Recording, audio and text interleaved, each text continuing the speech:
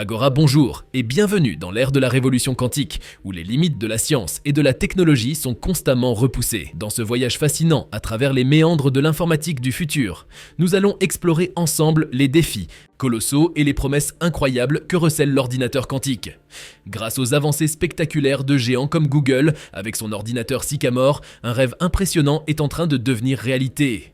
Mais comment en sommes-nous arrivés là? Quels obstacles restent à surmonter pour intégrer cette technologie dans notre quotidien? Accrochez-vous, car nous sommes sur le point de plonger au cœur de l'informatique quantique, un domaine où la science-fiction rencontre la science, vers une révolution quantique, les défis et les promesses de l'informatique du futur. Un ordinateur quantique peut être perçu comme toute machine qui exploite les propriétés quantiques de la matière, telles que la superposition et l'intrication des états quantiques. Des progrès significatifs ont été réalisés depuis les années 1990 dans la construction de petits ordinateurs quantiques et le domaine est en plein essor, bénéficiant d'un soutien financier de nombreuses organisations, entreprises et gouvernements. Cependant, la principale difficulté actuelle réside dans la réalisation physique du qubit, l'élément de base de l'ordinateur quantique. Le phénomène de décohérence, qui entraîne la perte des effets quantiques à long terme, constitue le principal obstacle au développement de l'ordinateur. Bien que de nombreux systèmes, comme les transistors des ordinateurs classiques ou les afficheurs LCD, exploitent déjà des effets quantiques dans leur fonctionnement, ils utilisent des bits classiques au lieu de qubits utilisés en informatique quantique. Et de façon plus spécifique, comment obtient-on vraiment un ordinateur quantique? Effectivement, la fabrication d'un ordinateur quantique représente un défi technologique majeur, bien différent de celle d'un ordinateur conventionnel. Contrairement à un processeur classique qui utilise des transistors et des diodes, un ordinateur quantique manipule des qubits, nécessitant ainsi une toute nouvelle technologie. À ce jour, il n'existe pas de méthode établie pour fabriquer des qubits en superposition d'états 0 et 1 de manière fiable et efficace. Et nous sommes encore au stade expérimental, où chaque avancée est accompagnée de nombreux échecs et de quelques succès significatifs. Avec l'évolution actuelle de la science, l'élaboration de qubits à l'aide de points quantiques représente l'une des approches prometteuses dans la création d'ordinateurs quantiques. Un point quantique consiste essentiellement en un électron piégé dans une cage d'atomes, ce qui nous permet de manipuler ses propriétés quantiques afin qu'il puisse fonctionner comme un qubit. Des laboratoires de pointe tels que ceux de Bell et d'IBM ont développé des techniques avancées qui leur permettent de manipuler des atomes individuellement, ce qui est essentiel pour la fabrication de points quantiques et, par extension, de qubits. Lorsque le point quantique est éclairé par une impulsion laser d'une longueur d'onde et d'une durée spécifique, l'électron est excité vers un état d'énergie supérieur, correspondant à l'état 1 du qubit. Une seconde impulsion laser peut alors induire le retour de l'électron à son état fondamental, correspondant à l'état 0 du qubit. Dans le cas où l'impulsion laser serait suffisamment courte, l'électron peut se retrouver dans une superposition quantique, où il existe simultanément dans les états fondamental et excité. Cela correspond à l'état d'imbrication quantique du qubit, qui est une propriété essentielle pour les calculs quantiques et la réalisation d'opérations logiques complexes. Cependant, malgré ces avancées théoriques prometteuses, la création d'un ordinateur quantique en utilisant cette méthode rencontre encore des difficultés importantes. Ces défis techniques incluent la nécessité de contrôler précisément les impulsions laser, de minimiser les interférences environnementales et de maintenir la cohérence des qubits sur de longues périodes. Ce sont des obstacles qui sont actuellement au cœur des recherches visant à faire progresser la technologie des ordinateurs quantiques. Mais tout n'est pas véritablement perdu. Au-delà des points quantiques, les chercheurs du MIT, IBM et du JPL ont exploré d'autres solutions pour développer des ordinateurs quantiques. Certaines de ces techniques font appel à des molécules ou des atomes individuels, tandis que d'autres exploitent la polarisation de la lumière laser comme support d'information. Cependant, quel que soit le moyen utilisé, le principal défi reste la décohérence des qubits. Parmi les solutions explorées, celle qui semble particulièrement intéressante fait appel à la résonance magnétique nucléaire, la RMN. Cette méthode permet, grâce à l'émission d'ondes radio spécifiques, de détecter les changements de spin des noyaux atomiques. Comment fonctionne un système RMN? Imaginez-vous dans un monde microscopique où des aimants géants créent un champ magnétique super puissant. plus fort que ce qu'on trouve naturellement sur Terre. C'est un peu le décor des appareils de RMN qu'on utilise en physique quantique, un peu comme les machines imposantes qu'on voit dans les hôpitaux. Ces super aimants, refroidis à une température glaciaire de 269 degrés grâce à de l'hélium liquide, ne chauffent pas et n'ont pas besoin d'électricité pour travailler leur magie magnétique. Ils génèrent un champ tellement intense qu'il aide à voir de près les secrets des atomes et des molécules. Le seul hic, c'est que cet univers froid et précis a besoin d'un petit coup de pouce de temps en temps. L'hélium et l'azote liquide qui gardent tout frais doivent être régulièrement rechargés, car ils s'évaporent lentement dans cette aventure au cœur de la matière. Par ailleurs, dans l'aventure de la construction d'ordinateurs quantiques, une approche particulièrement intrigante implique la réduction de tout un ordinateur à une simple molécule. Dans cette technique, inspirée par la magie de la résonance magnétique nucléaire, les qubits sont incarnés par les noyaux atomiques au cœur de la molécule. Mais au lieu de miser sur une molécule solitaire, les scientifiques travaillent avec une soupe, ou, si vous préférez, une tasse de molécules liquides. Ce choix de travailler avec plusieurs molécules en même temps est en fait une stratégie astucieuse pour esquiver les erreurs.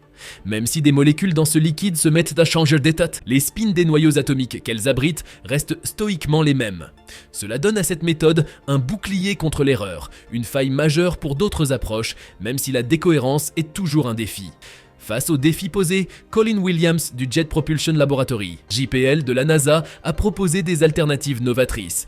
Il envisage d'ancrer les qubits dans des semi-conducteurs ou de les associer à des photons confinés dans des cavités optiques. À part lui, les approches pour intégrer les qubits sont diverses et prometteuses. Certains chercheurs se concentrent sur l'emploi d'électrons emprisonnés dans des nanostructures semi-conductrices, exploitant les propriétés uniques de ces matériaux à l'échelle nanométrique. D'autres explorent le potentiel des noyaux atomiques liés à des impuretés monoatomiques dans des semi-conducteurs. Cette dernière est une technique qui pourrait permettre une précision et une stabilité accrues des qubits. Par ailleurs, il y a également des expérimentations autour des courants électroniques ou magnétiques qui circulent dans des circuits supraconducteurs, tirant parti de la supraconductivité pour réaliser des calculs quantiques avec une efficacité énergétique remarquable.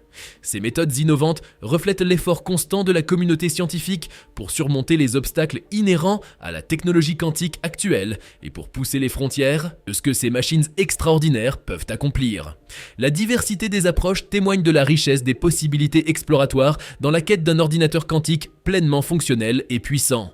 La révolution quantique, Google Sycamore et l'avenir de l'informatique. Vous l'avez certainement compris, l'informatique quantique, autrefois réservée à la science-fiction, devient aujourd'hui une réalité tangible. Récemment, Google, l'un des leaders du secteur, a fait une annonce qui a captivé l'attention mondiale.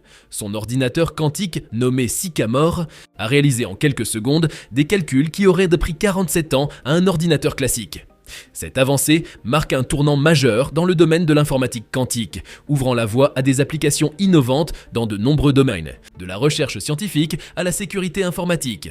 Les performances de cette machine reposent sur le principe de la superposition quantique, où un qubit peut simultanément prendre les valeurs 0 et 1, contrairement aux bits classiques qui ne peuvent être que 0 ou 1 à la fois. Cependant, il est crucial de souligner que maintenir la superposition quantique est un défi délicat. Les qubits sont extrêmement sensibles à leur environnement et peuvent être facilement perturbés, entraînant des erreurs de calcul. Mais peu importe, il faut reconnaître que l'impact potentiel de cette avancée est énorme.